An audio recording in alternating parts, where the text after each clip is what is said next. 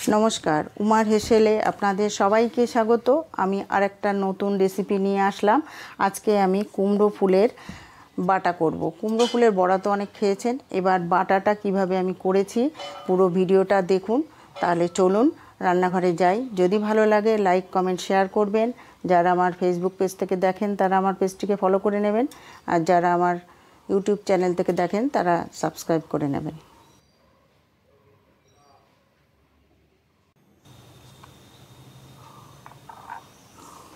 कुमड़ो full बाटा करार जन्य तो कुमड़ो फुल लागबे। एखाने दु आटी आमी कुमड़ो फुल निये नियेछि, धुए परिष्कार करे नेब।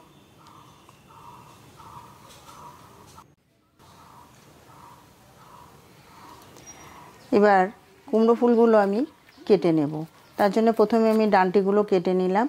केटे एबार प्रत्येकटा फुलेर गोड़ाय একটা করে ছোট ডান্টি মতো থাকে, ওইগুলো পরিষ্কার করে নিতে হবে। আর এর পাশে যেগুলো রয়েছে এগুলোও আমি সব পরিষ্কার করে নেব। ভালো করে পরিষ্কার করে নিয়ে প্রত্যেকটা আমি কেটে নিচ্ছি। ভালো করে পরিষ্কার করে এই ফুলগুলো আমি ধুয়ে নেব।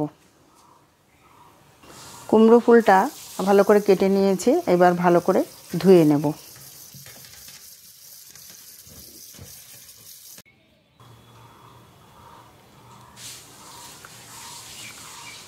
কুমড়ো ফুলগুলো ভালো করে ধুয়ে নিয়েছি, এবার কুচি কুচি করে আমি কেটে নিচ্ছি। কুমড়ো ফুল বাটাতে ফুল একটু বেশি লাগে, কারণ বাটলে একদম অল্প একটু হয়ে যাবে, তাই যেমন প্রয়োজন তেমনভাবেই নিতে হবে।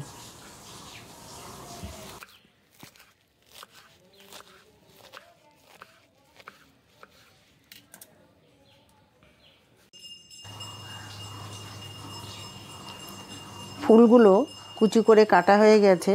এবার এই ফুল বাটার জন্য যেগুলো জিনিস আমার লাগবে, এখানে আমি লঙ্কা একটা কুচি করে কেটে নিচ্ছি, আর কয়েক কোয়া রসুন। লঙ্কাটা আপনাদের প্রয়োজন মতো নেবেন, যে যেমন ঝাল খান সেইভাবে নেবেন। আর কয়েক কোয়া আমি রসুন নিলাম। আর এর মধ্যে আমি দেব চিংড়ি মাছ। তো আপনারা চাইলে চিংড়ি মাছটা বাদ দিতে পারেন। তো এখানে আমি একটু বড় সাইজের চিংড়ি মাছ নিয়েছি, যার জন্য চিংড়ি মাছগুলো আমি একটু কুচি কুচি করে নেব।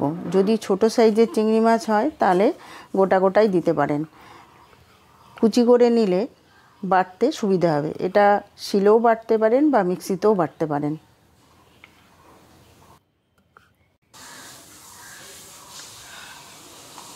সমস্ত কিছু আমার কুচনো হয়ে গেছে। এবার একটা মিক্সিং জারের মধ্যে আমি এই সমস্ত কিছু দিয়ে ফুল দিয়ে বেটে নেব। আপনারা চাইলে শিলপাটায়ও বেটে নিতে পারেন। তো আমি মিক্সিতে বেটে নেব।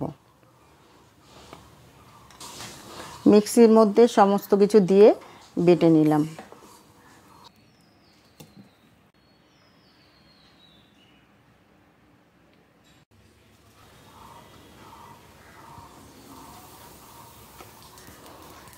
তেল গরম করে এখানে আমি সর্ষের তেল দিয়ে করব। এই ধরনের যে কোনো বাটা সর্ষের তেল দিয়ে করলে বেশি খেতে ভালো লাগে। আমি সর্ষের তেল দিয়ে এর মধ্যে একটু কালো জিরে আর একটা শুকনো লঙ্কা ফোড়ন দিলাম।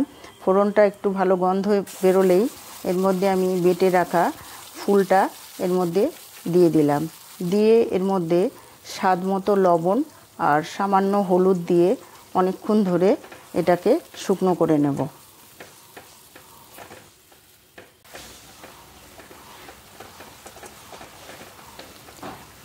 এইভাবে আস্তে আস্তে নেড়ে নেড়ে পুরো জলটা শুকিয়ে নিতে হবে। একদম শুকনো করে নিতে হবে। শুকনো হয়ে গেলে তখন খাওয়া যাবে।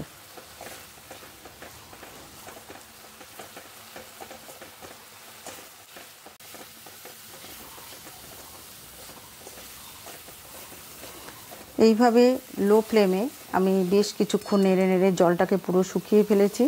এটা একদম খাওয়ার মতো হয়ে গেছে। এবার নামিয়ে গরম ভাতের সঙ্গে সার্ভ করব।